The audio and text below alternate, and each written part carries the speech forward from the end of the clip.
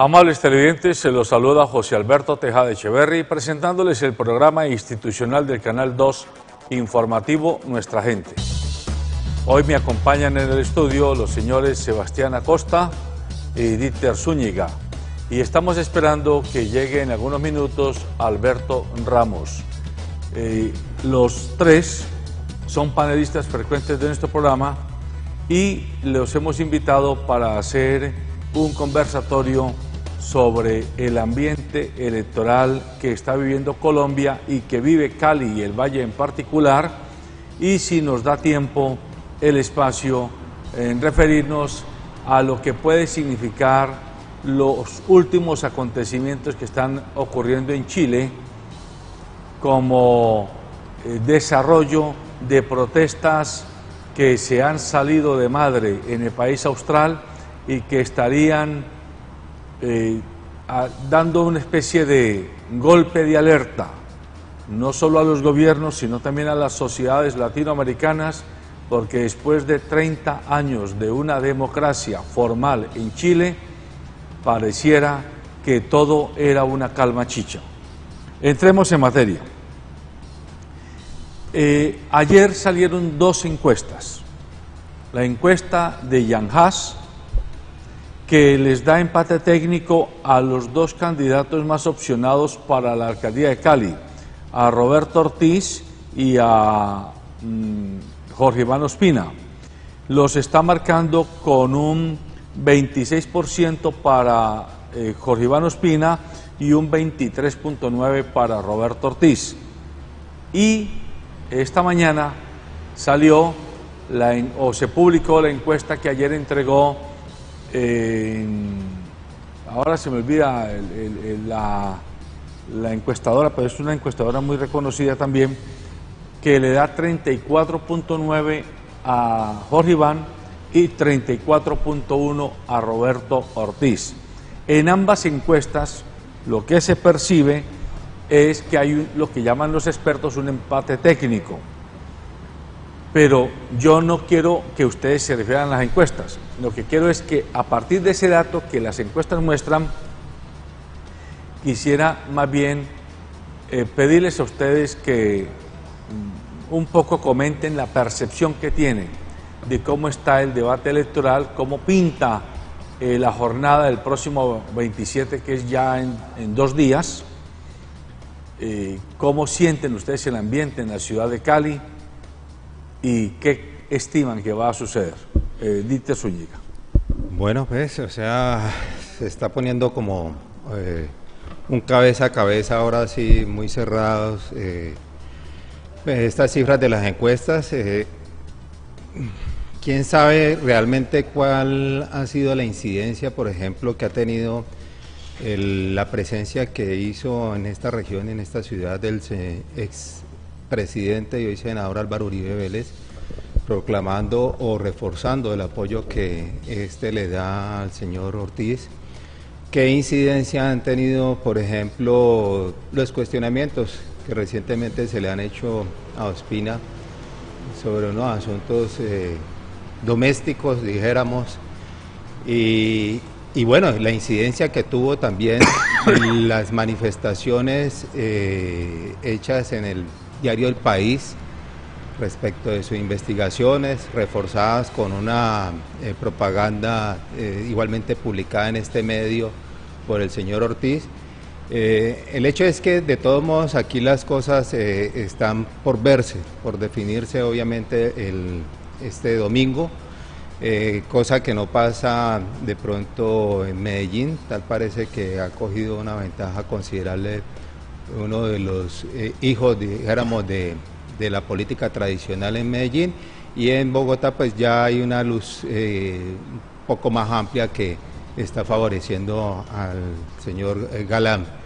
De todos modos, pues en estos días tuvimos la oportunidad de presenciar un debate en el cual pues no estuvo presente el señor Ospina. Ahí se visibilizaron un poquitico las capacidades de cada uno de los candidatos a la primera magistratura municipal. Hay realmente una igualdad prácticamente de propuestas. Se marcaron algunas diferencias, por ejemplo, en lo que tiene que ver con las corridas aquí en Cali. Creo que eso inclusive pudo haberle abonado, dado unos puntos al señor Ortiz, que dice y se comprometió según eso a acabar con las corridas de toros aquí. Eso atrae gente de ese sector animalista, además de que ya lo había hecho pues con su propaganda en favor o en beneficio de los caninos de la ciudad. Entonces, bueno, yo diría que todo está por verse. Esperemos este domingo que salen de estas elecciones y bueno, a aceptar sus resultados. Sí, la otra encuestadora, antes de darle la palabra a Sebastián, es Invamer Gallup. Jan Haas los tienen 26.3 y 24.9 y Jan Haas, Invamer los tienen 34.9 y 34.1 respectivamente. Primero, buenos días a toda nuestra amable audiencia que en esta hora nos sintoniza. Un saludo para Víctor, un saludo para José Alberto. Entrando en materia, yo aquí lo he dicho varias veces, la relación de las encuestas. Digamos, las encuestas no hay que creerlas de lleno, pero tampoco descreerlas. Digamos, hay que usar esa herramienta con cierta sutileza, con cierto cuidado, porque quien paga la encuesta es quien la gana. Y también las encuestas construyen realidades. Entonces aquí ya estamos construyendo una realidad de un escenario, que está solamente Roberto Ortiz y solamente Jorge Iván Ospina. Y queda de lado Alejandro Eder, por supuesto que era, digamos, el tercero en juego. Me parece importante todos los movimientos políticos que han habido. Jorge Iván es apoyado por un sector social importante, con una base social fuerte de la organización social, del movimiento social, y también por sectores de la política tradicional. Está el partido de la U, el partido liberal, apoyándolo. Por su parte, Roberto Ortiz, que dice que está alejado de las ideologías, que no es de izquierda y derecha, pues está patrocinado y está apoyado y tiene el aval del Centro Democrático. El Centro Democrático se ha volcado a ayudarle a construir su campaña, se ha mostrado en diferentes actos de Roberto Ortiz. Igualmente el señor Uribe ha venido en un par de ocasiones a reiterar su apoyo al señor Ortiz. Entonces me parece que aquí, digamos, hay dos juegos claramente establecidos, que por más que se intenten aclarar las caras, que por más que se intenten mostrar cómo, si fueran, digamos,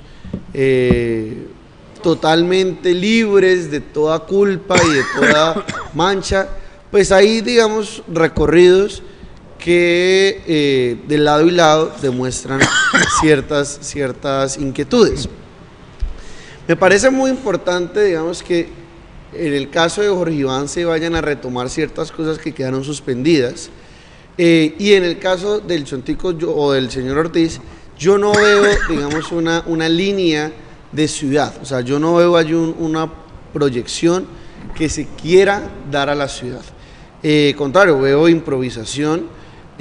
Sospecharía yo que posiblemente pasaría lo que está pasando ahora con el gobierno nacional. Volviendo a las encuestas, pues estamos construyendo una realidad, y la realidad en este momento es que apenas hay dos candidatos opcionados, que es el señor Ospina y el señor Ortiz. Muy bien. Frente a eso, pues ahondaremos más adelante. Saludamos a Alberto Ramos Garviras.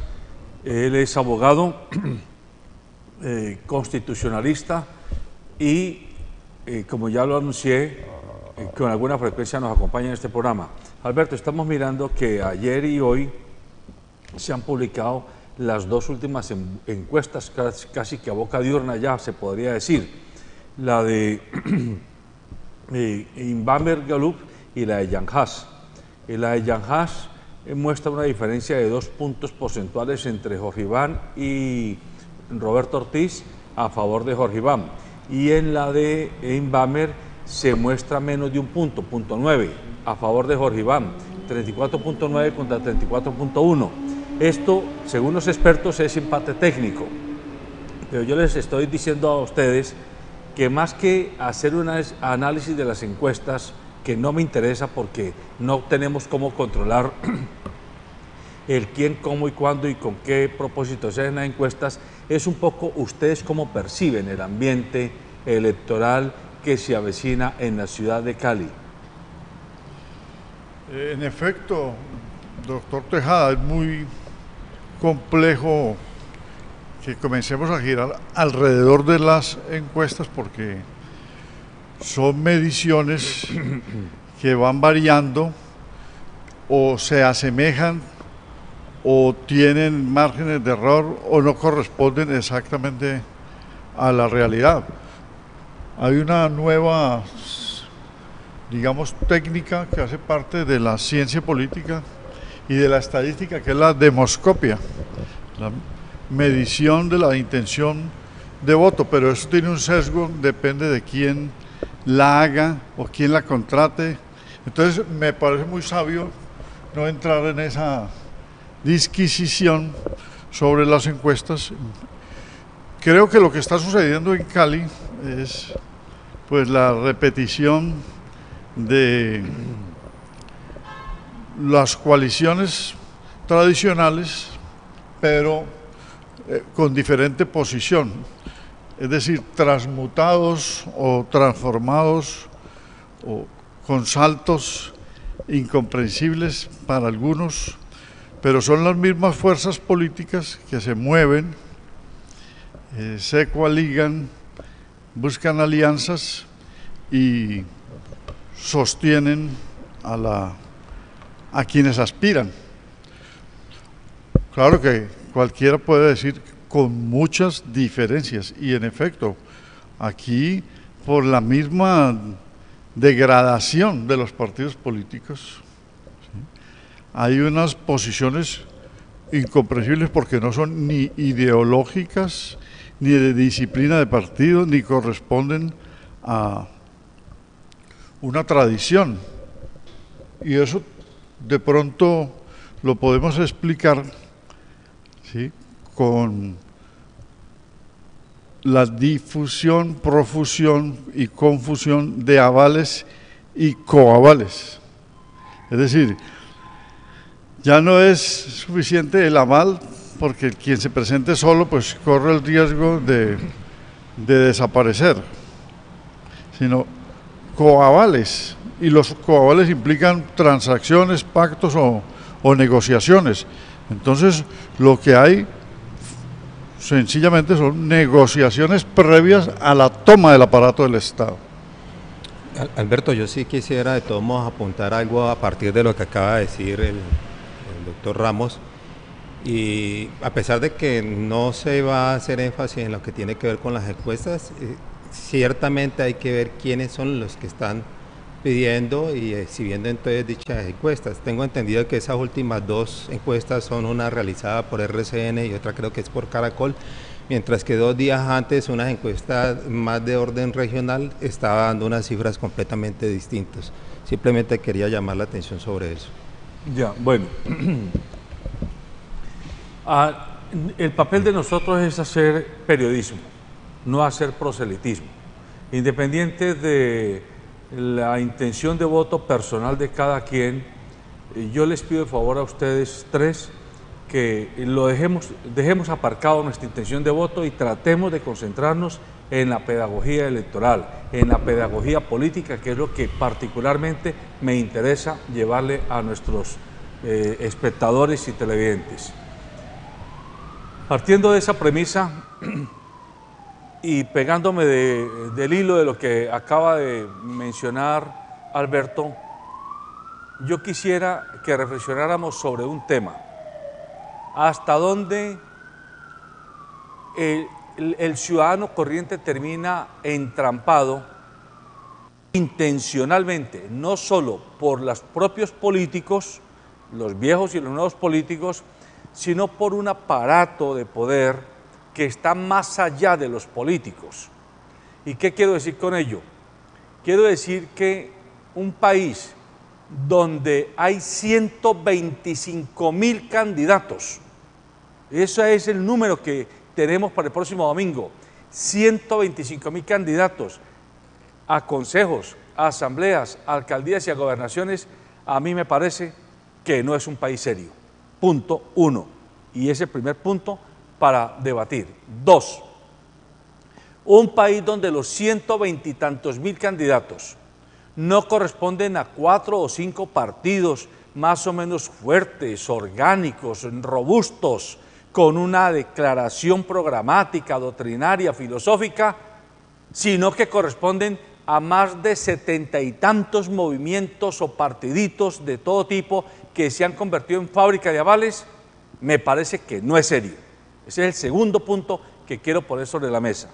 Y tercero, mientras al elector lo entretienen con que se dispute por si es A o si es B, si es A es mejor que B o peor que A, etcétera, hay un modelo suprapartidos, supralocalidad, supraterritorialidad que no se mueve, que mantiene sus garras sobre las economías y sobre las sociedades locales y departamentales. Entonces nos ponen a jugar la lleva, mientras el que tiene el trapo para pegarla decidirá cuándo saca el trapito para pegarla. Esos son los 3 puntos que les quiero poner sobre la mesa y le pido a Dieter que comience, por favor.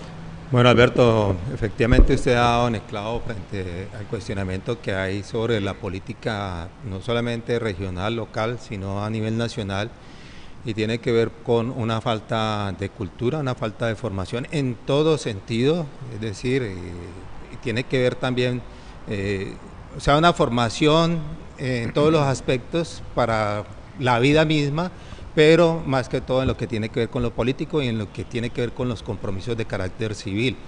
Aquí nosotros tuvimos hace no mucho tiempo a unos miembros de la revista Foro que vienen haciendo un trabajo bien interesante de pedagogía y de capacitación o de abrir los ojos a la ciudadanía sobre qué es lo que viene ahora en estas elecciones y adelantar una campaña que dice no vote su voto.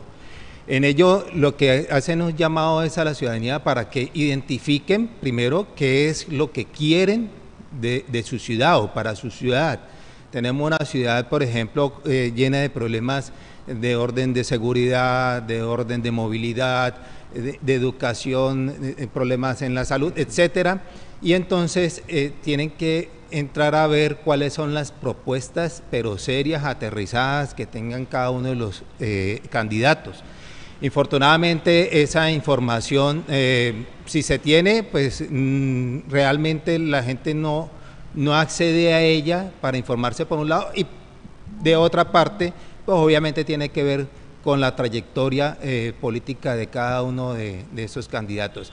Efectivamente, aquí estamos, ahora, si uno identifica todas esas cosas y que tiene que ver quiénes son los que apoyan esas candidaturas, pues entonces uno va a tener un compromiso más serio al momento de ir a las urnas. Aquí estamos viendo lo que usted está diciendo, cómo partidos que inclusive se consideraban contrarios en la historia política de este país, pues terminan uniéndose, dejando de lado sus principios, sus fundamentos, sus énfasis, dijéramos, en cuanto a lo que es la administración pública, para sacar adelante de pronto candidaturas que son altamente cuestionadas. Entonces, y obviamente en apoyo está todo un sistema económico, unas grandes empresas que son las que les patrocinan, les financian toda su publicidad, y mientras tanto candidatos que de pronto reúnen un mejor perfil, que son más honestos con la ciudad, que realmente han trabajado por ellos, pero más en las sombras, porque obviamente no se les visibiliza, pues entonces van quedando relegados en esa competencia política. Muy bien. Sebastián. A mí me parece que esta campaña a nivel nacional ha sido especialmente, digamos, sucia. Ha faltado ideas, sí. Se han tirado el agua sucia de un lado hacia el otro. Incluso esta semana salió una candidata en los Santanderes deseándole a otra la violación de ella y de su hija. Bueno, ha sido una cuestión realmente fuera de todo orden, fuera de todo sentido, realmente formal y democrático. Me parece importante, como lo plantea José Alberto, por lo menos como lo quiere dar a entender, que el sistema político se tiene que institucionalizar. Aquí no necesitamos, para tener más democracia, más partidos. Necesitamos es tener unos 7, 8, máximo 10 partidos efectivos realmente, que puedan gestionar ideología, que puedan gestionar líneas argumentativas, que puedan gestionar líneas conceptuales, líneas filosóficas realmente duras, ¿ya? Necesitamos institucionalizar la política, porque si no, cada 4 años en el pueblo más chiquito de Colombia o en la capital del país se van a mostrar como redentores unos personajes humanos, como somos todos. Entonces me parece que eso hay que bregarlo, hay que en verdad luchar por una institucionalización del sistema político, del sistema de partidos, no quedarnos en personalismos que nada han servido y que nada van a servir. Hay estructuras claramente, José Alberto, mucho más fuertes. Están los medios de comunicación, están los verdaderos influenciadores de quienes toman las decisiones en el proceso político. El narcotráfico.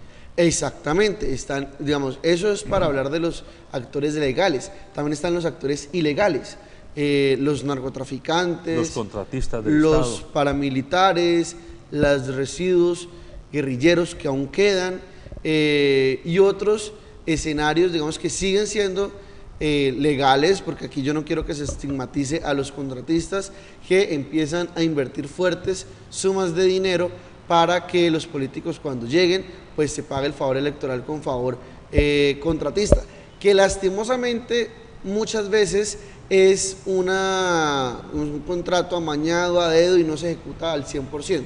Si se hace al 100%, pues yo creo que no habría problema. Alberto. Bueno, son muchos los elementos.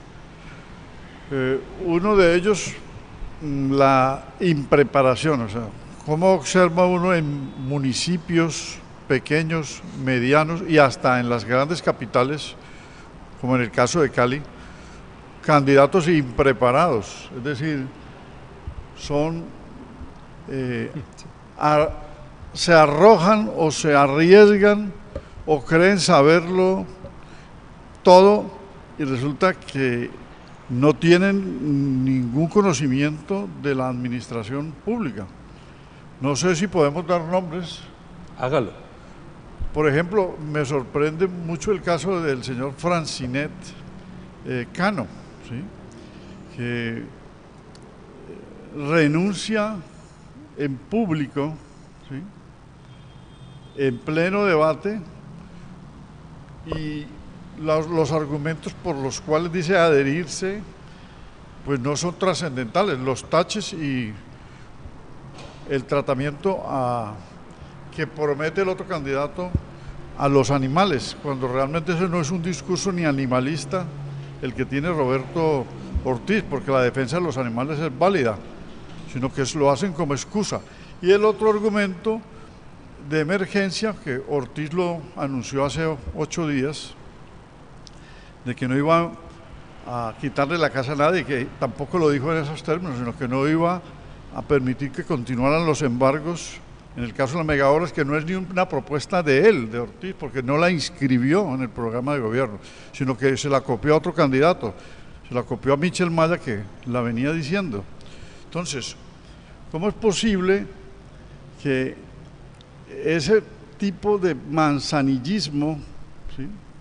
Y de expresiones de adhesión que no se hace ni elegantemente, y el discurso que manejan tanto Tolosa como el señor Francinet Cano, para citar solamente 2 casos, y el mismo Roberto Ortiz, un discurso vacío? Roberto Ortiz no le alcanza ni 1 minuto para exponer los argumentos, es decir, se agota, se le acaba la argumentación, ¿sí? El programa de gobierno de la Universidad de San Buenaventura, el programa de gobierno de Roberto Ortiz lo calificó de último en el programa de Relaciones Internacionales, de Gobierno y Relaciones Internacionales, o sea, de 30 páginas y sin ningún contenido de fondo, un programa. Y en los municipios pequeños lo mismo. Entonces, estamos ante una impreparación de gente que aspira a dirigir las localidades, y el poder local los poderes municipales en su tejido son toda la administración pública, porque desde el poder central, que es la rama ejecutiva, lo dice el artículo 115 de la Constitución, es el presidente, los ministros y los directores de institutos. De resto son gobernadores y alcaldes los que conforman el tejido de la administración. Entonces, los poderes locales, o sea, en los municipios, con personas que no tienen preparación para un plan de desarrollo. ¿Qué sigue después de una campaña? Donde se exhiben programas de gobierno, copiados de los demás o de otros programas de gobierno o no correspondientes a la realidad. Sigue la elaboración del Plan Municipal de Desarrollo, que debe ir acompasado con el Plan Nacional de Desarrollo y con los otros instrumentos de planeación, como lo ordena el artículo 80 de la Constitución. Perdóname, Alberto, es que quisiera, para que ustedes sigan haciendo este análisis, usted está haciendo el cuestionamiento de la falta de preparación. Usted comenzó por decir que hay muy poca preparación en muchos de los candidatos, pero también me gustaría que se refirieran al fenómeno de las candidaturas, entre comillas, ciudadanos o por firmas, que terminan siendo otro engaño, porque comienzan por firmas y terminan coaligadas a las mismas fuerzas políticas que supuestamente estaban denostando antes de pedir la firma del ciudadano. Bueno, entonces una frase para que pueda el doctor Dichter hacer su elucubración. No, tranquilo que... A ver, la Constitución dejó abierta la puerta para los grupos significativos de ciudadanos, con el ánimo de que se promoviera más la participación, pero como usted lo enuncia en la pregunta, hay una malformación de la intención del constituyente. ¿Por qué? Porque se van por firmas quienes han sido excluidos de los partidos políticos porque no los nominaron en los mecanismos también de falta de democracia de esos partidos. O sea, candidatizaron a otro por bolígrafo o por amiguismo, y entonces este va y se retira del partido transitoriamente, ni siquiera renuncian al partido, y se inscriben por firmas. Y al final terminan avalados por los coavales, o sea, apoyados en una alianza por los mismos grupos de donde se retiraron o similares a donde se retiró. Y comienzan la campaña con anticipación. Entonces, esto es una falta, digamos, de equilibrio frente a los partidos serios. Pero es que como ya no hay partidos serios tampoco, ¿sí? Porque hay una descomposición de los partidos, entonces los grupos significativos ciudadanos, en Cali la mayoría están por firmas. El señor Eder, el señor Ortiz, sí, por firma, y Jorge Iván, que estuvo por firma la primera vez, ¿sí? Podemos Cali ahora, pues lógicamente que tenía la posibilidad del Partido Verde, pero él también nació como alcalde por firmas, y los otros también tienen algunos firmas, ¿sí? Entonces, ¿qué pasa? Que se deteriora la figura, compiten con los partidos tradicionales y hacen lo mismo, y luego, lo peor, termina la elección y el movimiento que dicen ser representante de ellos, de significativos ciudadanos, desaparece. Se diluyen. Pero el mejor ejemplo lo tenemos con el alcalde que está terminando. Él llegó por firmas. Llegó por firmas. Y una vez posesionado, los 200 y tantos mil ciudadanos caleños que votaron por él, pues si no eran liberales o conservadores o de Cambio Radical o del partido de la U o del Partido Conservador, yo no sé qué pudieron haber exigido, porque es que el problema, y eso es otro y tema. Rodrigo Guerrero hizo lo mismo. Lo mismo. Y ojo, Rodrigo Guerrero era o ha sido conservador toda la vida, pero un día le convino irse por firmas. Entonces, aquí el punto es, como ustedes tienen elementos de juicio académicos, filosóficos, ¿qué podemos hacer como ciudadanos? Porque si no, nos quedamos simplemente siendo comentaristas del gol que no se hizo. Se puede promover una reforma constitucional que impida que el que se lance por firmas después acepte la adhesión del partido A, del partido B, del partido C, terminando en una burla de frente al ciudadano. Alberto, yo creo que eso está como muy complicado, es decir, si nosotros pedimos realmente democracia, la democracia implica inclusive que eso que se está dando hoy en día presentando. Las adhesiones son inevitables, los apoyos son inevitables, el problema es en qué condiciones se hacen esos apoyos. Ahora, obviamente, dijéramos, cada movimiento, cada partido debería de tener una identificación, algo que sea inamovible para ellos y que impida, por ejemplo, que sectores como el conservatismo o del liberalismo terminen aliados con gente como el Centro Democrático, que supuestamente no tienen nada que ver, y lo que dejaría entrever es que hay unos intereses distintos a los que implican una administración pública seria dirigida a la comunidad como tiene que ser en su visión y en su misión. Entonces, yo creo que eso es complicado. Aquí el problema sigue siendo de formación, de educación, porque en últimas está en las manos del ciudadano el decidir por qué propuesta se va, y fuera eso, qué personaje, identificar qué personaje que está detrás de esa propuesta o delante de esa propuesta, y quiénes son los que están detrás de él, para ver si realmente eso que se dice se va a llevar a cabo. O sea, yo lo veo como complicado, es decir, considero que se ha abierto la puerta a una cantidad de posibilidades en materia política, cosa que no existía antes del 91, teníamos solamente 2 partidos definiendo la suerte de este país, ahora tenemos una implosión efectivamente, pero que ha sido mal manejada, muy mal manejada, y lo único que esperaría uno es que comience a hacerse toda una pedagogía en materia política, en materia de ciudadanía, que es lo que, como decía Carlos Gaviria Díaz, está por construirse en este país. Mientras eso no se construya, lo uno o lo otro va a seguir siendo lo mismo, sean 2 partidos, 5 o 10. Continuamos en Informativo Nuestra Gente. Estábamos comentando con Sebastián Acosta, Dieter Zúñiga y Alberto Ramos el significado que hay detrás del aparente juego electoral democrático, donde usted y yo, cuando salimos a votar, lo hacemos primero con el deseo de que las cosas mejoren, de que le vaya bien a la ciudad o al departamento o al país. Pero a veces hace falta que entendamos que el poder del alcalde, el poder del gobernador, el poder de los concejales, el poder de los diputados también está limitado, y que muchas veces ese poder no depende ni siquiera de las fuerzas que los ayudan a elegir, sino que depende de otros fenómenos que van mucho más allá, y que me da pie a pedirles que nos metamos en ese berenjenal. ¿Cuál es?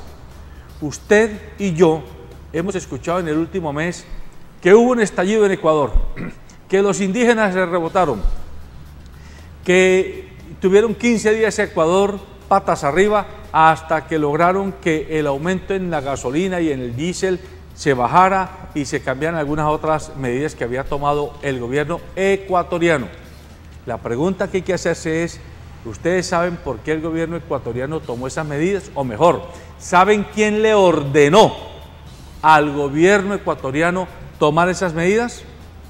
El FMI, Fondo Monetario Internacional. Como quien dice, es como cuando usted va y le dice a un prestamista, présteme $1 millón, y el señor prestamista le dice, yo se los presto, pero hágame el favor y venda su carro a cualquier valor, lo quiero ver caminando todos los días o en bicicleta, o hágame el favor y me manda a su hijita y yo me la llevo a pasear conmigo, si quiere que le preste $1 millón, o haga el favor y no siga frecuentando tales sitios, no queremos que siga yendo allá, ni a esos supermercados, ni a esas peluquerías, ni a esos centros de recreación, si usted quiere que yo le preste $1 millón.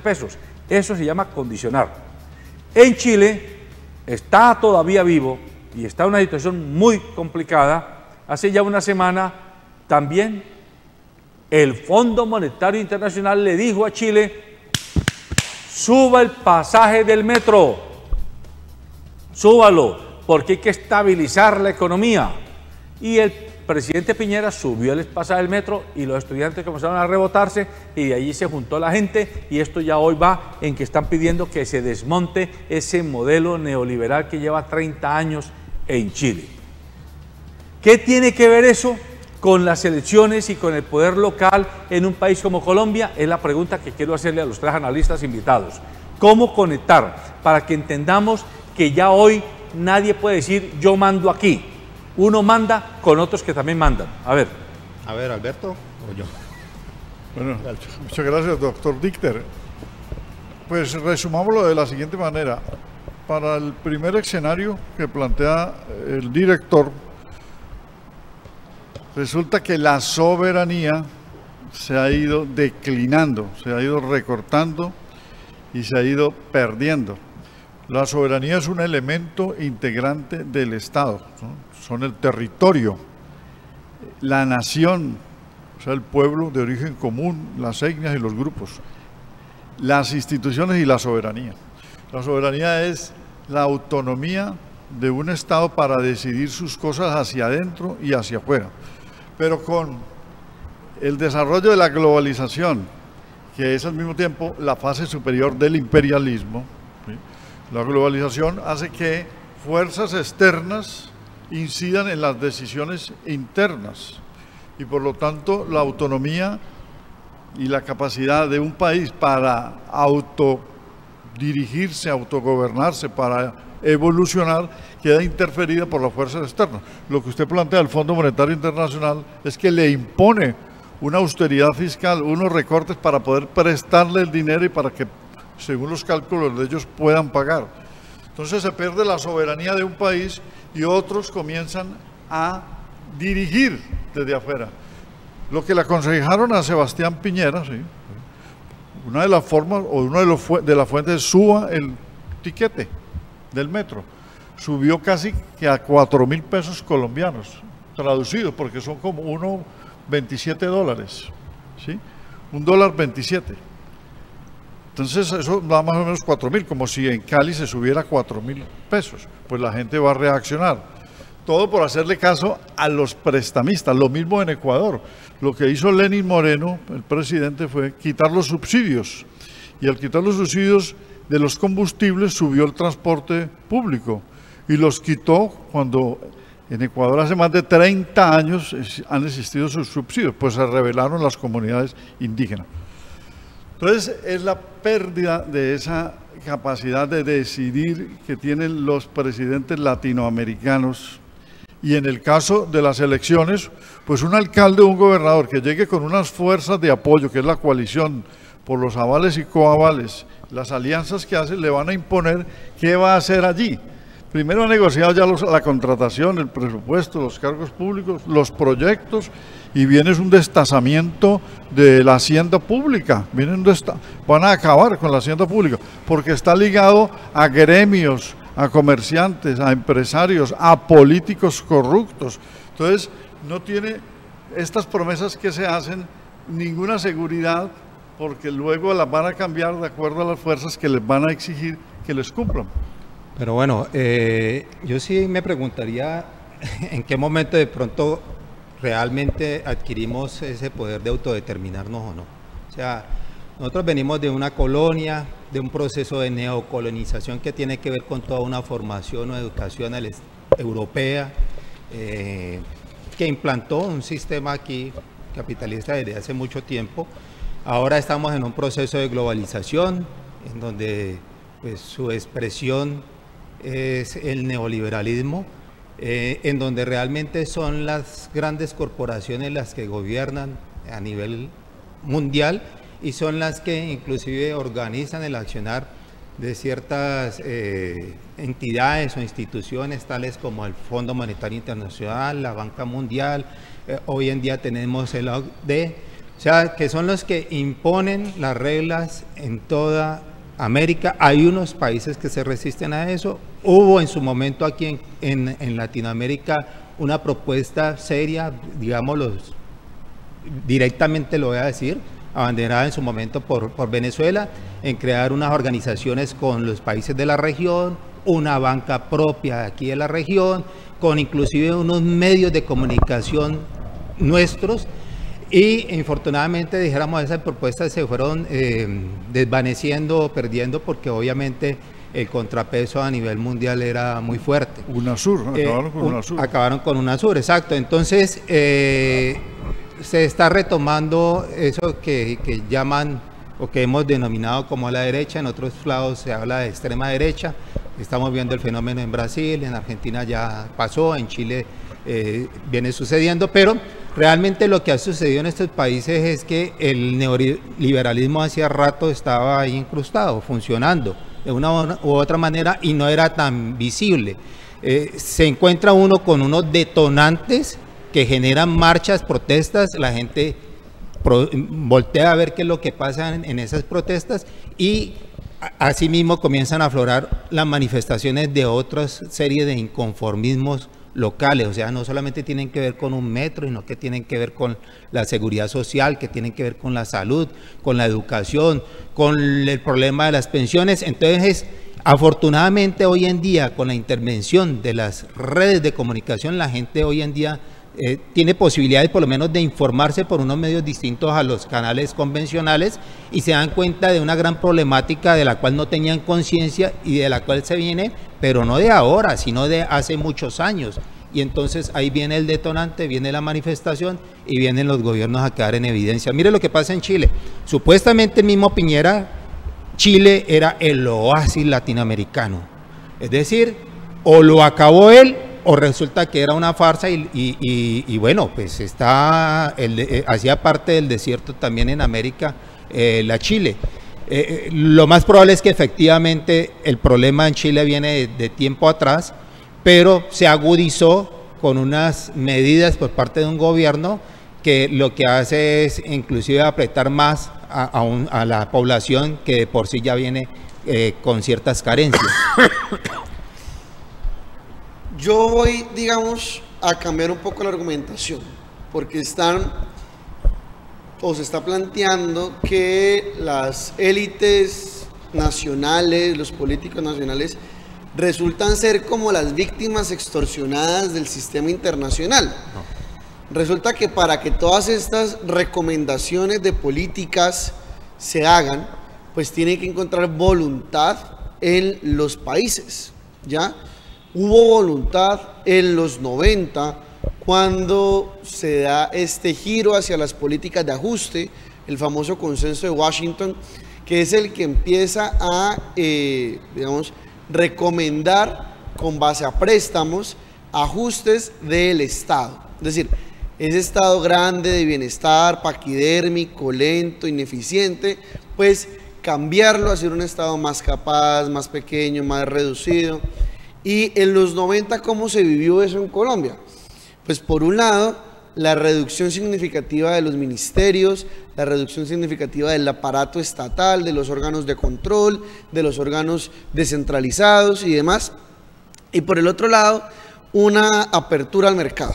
Entonces la famosa frase de César Gaviria, bienvenidos al futuro, es la apertura al mercado que generó que muchas empresas colombianas quebraran, muchos bancos fueran comprados por otros, los bancos públicos prácticamente desaparecieron, salvo el Banco Agrario.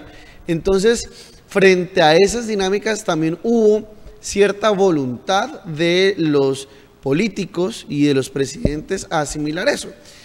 ¿Por qué se da ahora el estallido en Ecuador?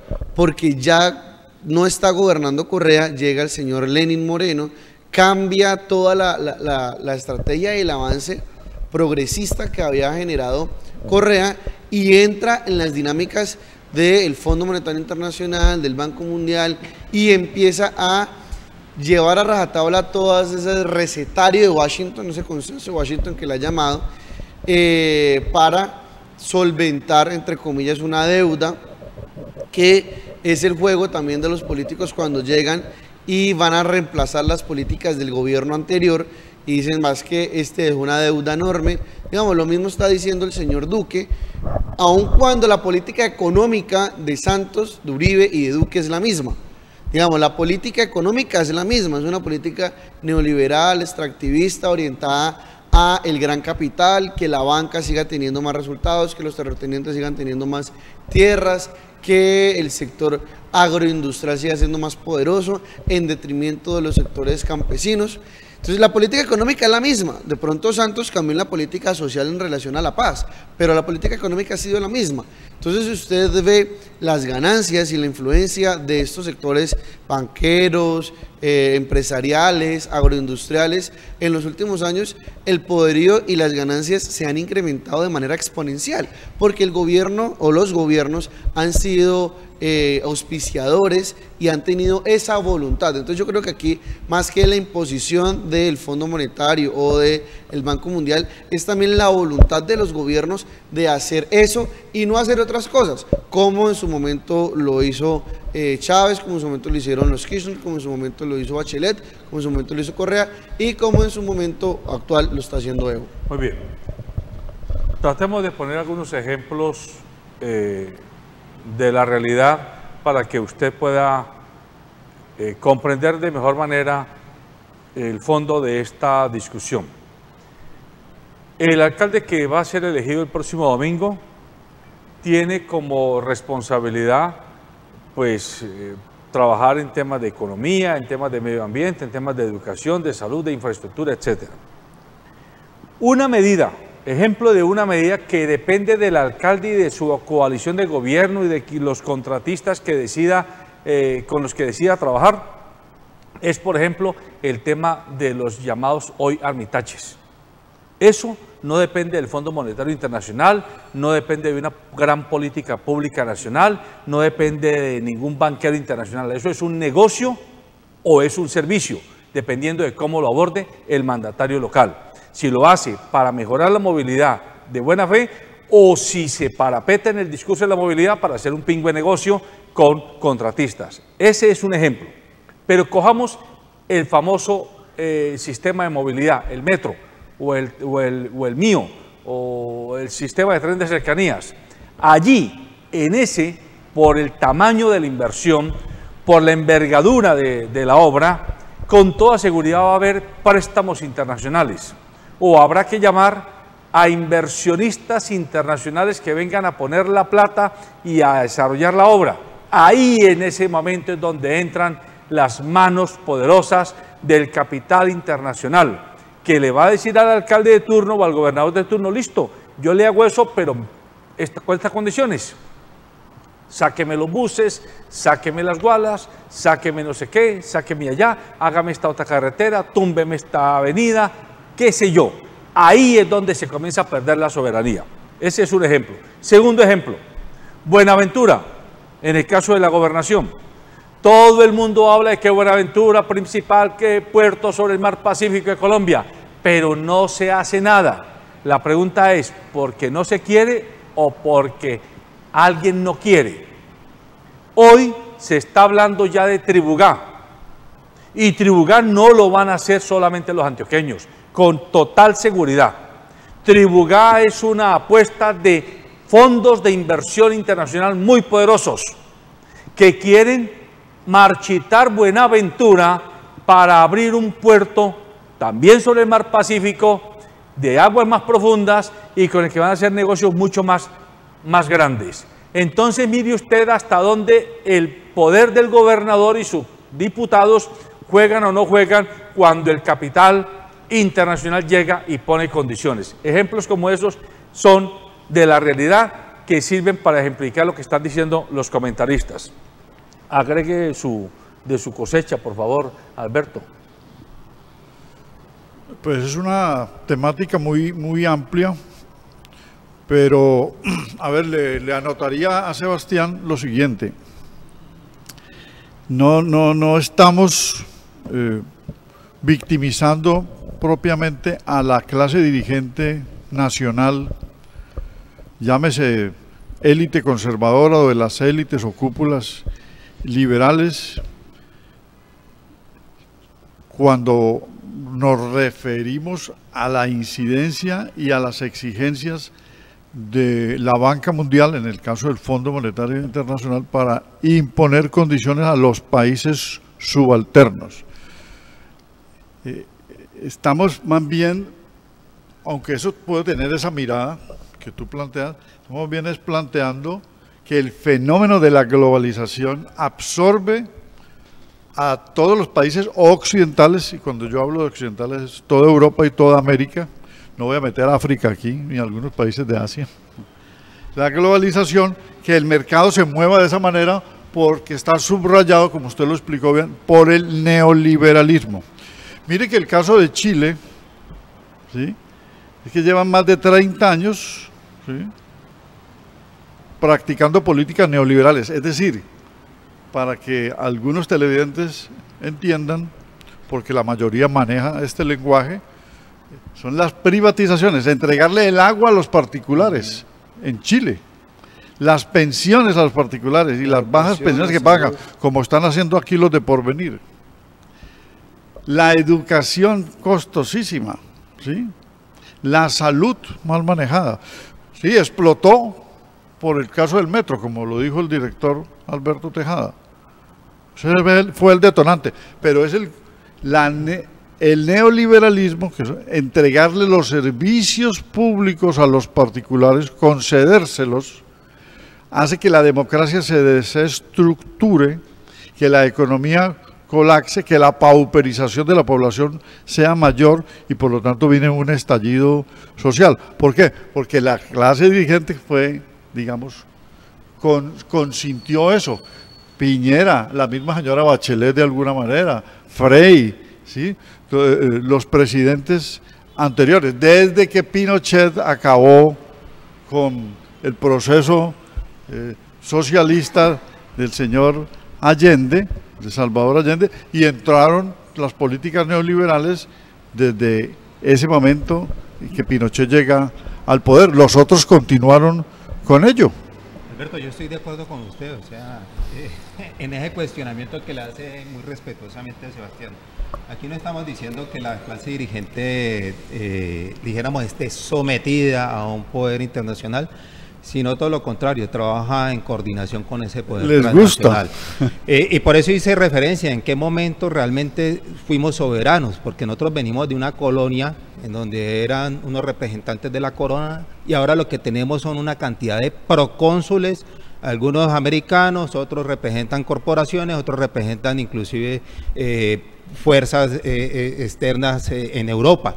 Entonces lo que hay es efectivamente una concertación en ese sentido y obviamente procuran poner sus fichas en el poder central, en el gobierno nacional de cada uno de estos países. Y tenemos un problema grave que ese sí lo tienen que ver cómo lo solucionan los próximos alcaldes y gobernadores, y es que aquí de todos modos seguimos siendo centralistas. Aquí en Colombia hay un poder centralizado en Bogotá y diría que en Antioquia. De ahí inclusive se le da el aval a grandes proyectos o no en las regiones. Por lo regular los beneficiados de esos grandes proyectos son o Bogotá o Antioquia, y muchos de esos megaproyectos inclusive terminan siendo focos de corrupción billonaria, inclusive de desastre. Lo estamos viendo por ejemplo en Hidroituango, en muchas obras de infraestructura vial, etcétera. Entonces ese poder central tienen que atomizarlo de una u otra manera porque no permite que las regiones salgan o sean autónomas como tiene que ser. Más la corrupción criolla, doctor, claro, ni se diga, que carcome el aparato del Estado, o sea, acaban con el fisco, con la hacienda pública, con los ingresos. Aquí lo que estábamos proponiendo en otras es una reforma político-administrativa. Se me venía a la cabeza aquel viejo debate entre federalistas y centralistas que desembocó en una de las tantas guerras del siglo XIX en Colombia. Sería sano volver a ese debate, obviamente no en una guerra ni mucho menos, pero sí volver al debate, bueno, ¿qué es lo que necesitan hoy las regiones? Mayor autonomía, listo, pero no una autonomía de papel como la que nos dio la Constitución del 91, que siguió siendo un Estado centralista, aunque la Constitución dijera que es un Estado descentralizado. Entonces, hacer, ¿por qué no? Cuestión de asociaciones federales o regiones con mayor autonomía presupuestaria, con mayor autonomía, ¿por qué no? Legislativa, y un sistema parlamentarista. O sea, Eso es romper radicalmente con la estructura jurídica y administrativa de América Latina. Vamos, América Latina está reconocida por ser países de un presidencialismo fuerte, y lo vemos, digamos, todos los que han gobernado en América Latina la década pasada casi que torcieron la Constitución para hacerse reelegir, de izquierda o derecha. Entonces, ¿por qué no pensar en un parlamentarismo donde hubiera un juego de pesos y contrapesos real? No este saludo a la bandera de los congresos de la República, que cuando el presidente le da la gana lo cierra. Lo cerró en Venezuela y lo cerró en Perú, y parte sin novedad, sino que es un sistema serio en el que el primer ministro, cuando la embarre, cuando ya sea incapaz, cuando no le dé, pues se cambia. ¿Ya? Y la institucionalización de los partidos. Digamos, hay que empezar también a jugar con las inmediateces del contexto y generar unas reformas estructurales realmente importantes y necesarias. Tal vez allí cambiaríamos un poco esto, porque mientras que sigamos reproduciendo estos esquemas centralistas, esquemas clientelares, esquemas de desinstitucionalización de los partidos, pues vamos a seguir en la misma tónica y exigirle programáticamente a los políticos, más allá de falacias como el castrochavismo o no, o esto es en verdad una agenda programática real, seria, porque el presidente o el señor que dice que es presidente hoy de Colombia, que es el señor Duque, pues se subió con la mentira de que no iba a permitir que el castrochavismo llegara, y lo que está haciendo es facilitándole más a los grandes capitales sus ganancias más grandes, favoreciendo a los bancos, favoreciendo a los fondos de inversión, favoreciendo a los fondos de pensión, favoreciendo a los grandes constructores, favoreciendo a la banca internacional, y el pueblo, digamos, no tiene las garantías suficientes. Es más, les están quitando más derechos. Menores de 25 años, está en la propuesta en el aire, ganar 75% del salario mínimo, no me parece. Eso nos llevaría pues a pensar en otro orden territorial que daría para otro programa, porque entre el federalismo y el centralismo se debatió Colombia en el siglo XIX hasta que terminó en el centralismo en 1886, pero en la etapa prerrepublicana pues fuimos federalistas, que era lo que Bolívar atacaba, porque evitaba la concentración de fuerzas para enfrentar a los realistas. Es más, he llegado a una conclusión que nuestro Estado, que nació en medio de la guerra como no había terminado, tuvo elementos del parlamentarismo. El Congreso de Angostura fue en 1819, la guerra no había terminado, la batalla en enero y febrero de 1819, y la batalla de Boyacá fue en agosto, y ya él era presidente, Bolívar, desde Guyana, desde Angostura, y fue elegido desde el punto de vista del parlamentarismo, porque no hubo una elección directa, sino que los delegados lo nombraron a él, como en el sistema parlamentario. Y luego siguió la guerra, un Estado que nace en guerra, para que nos reconocieran. Y vienen las fuerzas externas a someternos. Ninguno de los presidentes, digamos, de la década del 20, si nacimos en el 1819, ¿sí?, le ayudaron. Ni el señor Madison, ni Adams, ni Monroe le negaron las ayudas, esperando inclusive qué territorio quedaba para apoderarse de ellos, como hicieron con la Florida. Como hicieron con la Florida. Claro, y que la Florida, Bolívar ayudó a libertar la Florida. Y por eso luego le cobraron a él unos ataques, porque en el 19 la Florida se la quitaron a los españoles, las fuerzas patriotas nuestras inclusive. Y los Estados Unidos negociaron y luego nos sancionaron de esa manera. Bueno, yo sobre la autonomía quería decir, para terminar, cuando Sebastián habla de la autonomía, sí hay que exigir una mayor autonomía. En el caso catalán en este momento es por la autonomía. Hay unos autonomistas, otros separatistas, ¿sí?, y otros soberanistas, pero ellos lo que quieren es mayor autonomía, la mayor parte de la población, otros la independencia, porque los recursos se quedan en Madrid, y aquí pasa lo mismo, los recursos se quedan en Bogotá.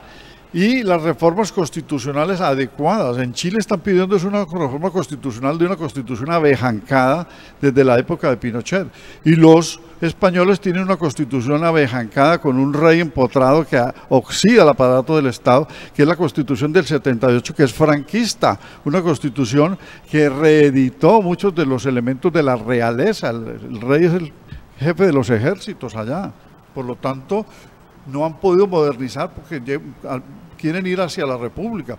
Nosotros por lo menos somos una república con defectos. Bolívar lo que hizo fue echar a los Borbones y fundar la república, y no hemos podido perfeccionar la república. Bueno, lamentablemente Bolívar se murió 11 años después de la batalla de Boyacá y no alcanzó, digámoslo, a asentar esa visión de Estado que él tenía. También es un personaje políticamente muy controversial. Militarmente no tiene dudas sobre su excepcionalidad, pero políticamente habrá que admitir que tampoco hay que hacer de Bolívar un mito.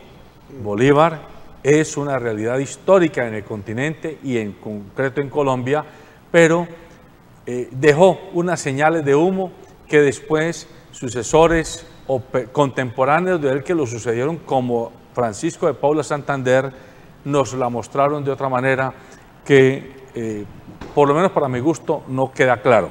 Pero concretó su modelo en Bolivia, ¿no?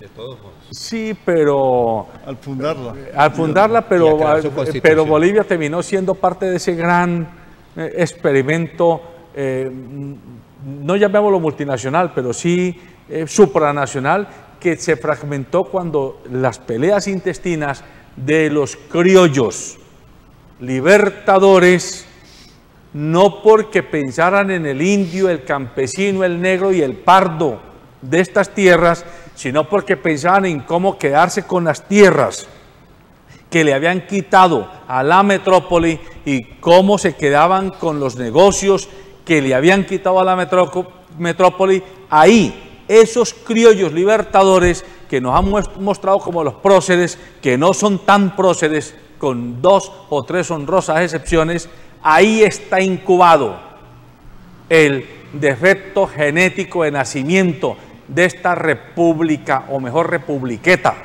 que tenemos todavía en el siglo XXI y que se llama Colombia. Yo sigo pensando con el deseo, y digo con el deseo porque soy consciente de que mientras no hayan estructuras políticas y voluntad política que lo permita, eso va a ser difícil.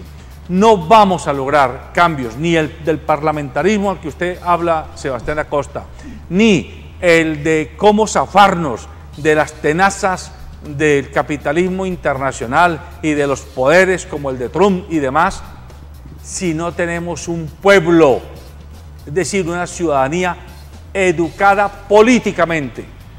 Y esa ciudadanía educada políticamente, el actor principal que debiera hacer la tarea, debiera ser el educador. Pero el educador nuestro, y si usted es educador, me disculpa, es el peor educado políticamente. Y es el peor educado porque el modelo está diseñado para eso, para formar licenciados que saben de una materia pero no miran el contexto de la globalidad de la sociedad. Y por eso, maestros que tienen todos los días 200, 300, 400, 500 mentes y espíritus influyéndolas a diario, no tienen suficiente formación para desde la primera juventud comenzar a inducir a ese futuro ciudadano a que entienda qué es el bien común, a que entienda qué es la ciudadanía, a que entienda cómo hacer la participación política más sana. Ahí tenemos un gran desafío. Necesitamos que los educadores se jueguen ese papel y que el ministerio tenga presión de la ciudadanía para poner a los educadores a que jueguen ese papel. Porque yo les pregunto a ustedes, ¿alguno de ustedes tiene a diario la posibilidad de interlocutar con 100, 200, 300 y hasta 400 mentes y espíritus humanos? Alberto, ¿usted cuántos estudiantes atiende a diario en promedio? en sus clases? En promedio, actualmente, entre 40, que es un grupo, y 30 de otros, son 70. O sea, a diario. Yo tuve en una época hasta 200, Hasta pero 200. Pero hoy 70 diarios. 70 diarios que son cambiantes. Sí, son dos grupos. O sea que está hablando de 140. ¿Usted cuántos atiende a diario? Entre 40 y 50. ¿Y son cambiantes? Sí. Ah, mire usted, ahí tiene 100 y 140 mentalidades humanas, espíritus humanos. Al primero que hay que exigirles a Sebastián y Alberto Ramos de que estén muy preparados para ser ese oráculo, ¿por qué no decirlo así? Ese punto de referencia en el que el estudiante comience a preguntar ¿y cómo es que es el tema político? ¿Y cómo es que es el tema social? ¿Y cómo es que es el tema económico? ¿Y cómo es que es la república de la que yo hago parte? Ahí está, los educadores tienen la palabra y a FECODE hay que llamarla a que deje de hacer pendejadas y a que deje de perder tiempo y más bien forme escuelas de ciudadanía, escuelas de formación política, económica y social de sus educadores, porque a veces da grima profesores de literatura que no conocen a Platero y yo. Buenos días.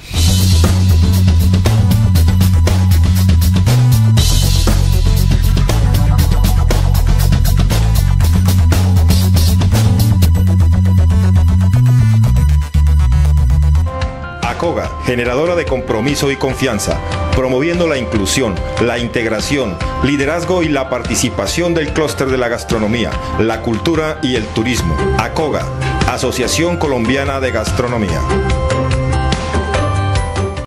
Transportes Especiales ACAR. Confianza en la vía, con sentido social. En cada paso, en cada día, la vida es una carrera.